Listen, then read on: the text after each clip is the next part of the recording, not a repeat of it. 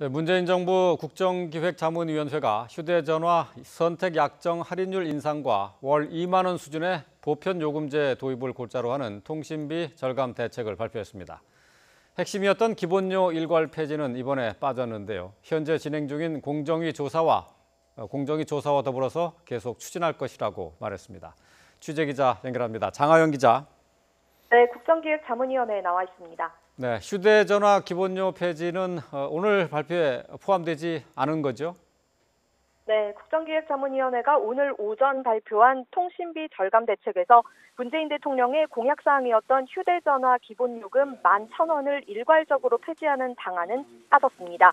대신 기초연금 수급자들에 대해 매달 11,000원의 통신비를 감면하고 기존의 감면 혜택을 받아온 저소득층에 대해서는 11,000원을 추가로 감면하기로 했습니다.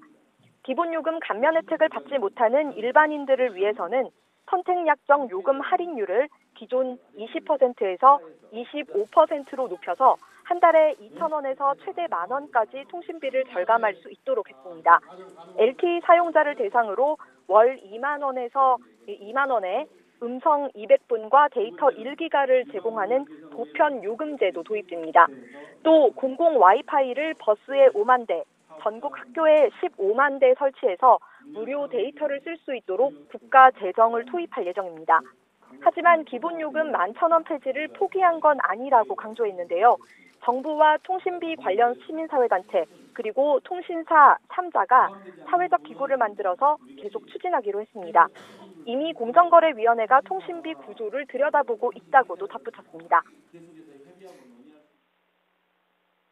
기본료 폐지를 계속 추진할 것입니다. 이걸 분명히 말씀드립니다. 공정거래위원회에서는 이미 통신시장 구조를 정상화하기 위한 용역을 시행 중입니다. 기본료 폐지에 여력이 있다고 저희는 판단합니다만 기본료 폐지의 여력을 구체적으로 자료로 확인한다면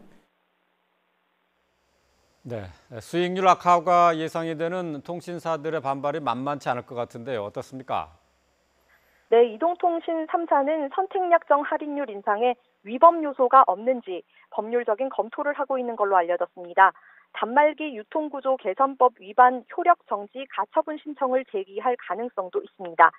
미래부 고시에는 요금 결정 자율성과 경쟁 상황 등을 고려해 추가적으로 100분의 5 범위에서 가감해 산정한다 이렇게 돼 있는데요.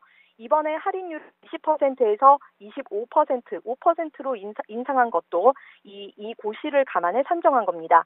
하지만 이런 우려에 대해서 국정위는 미래부와 충분히 협의를 한 거라면서 문제가 없을 걸로 자신했습니다. 또 감소하는 이익만큼 다른 부분에서 꼼수 보충하는 조치도 여론을 고려할 때 쉽지 않을 걸로 전망했습니다.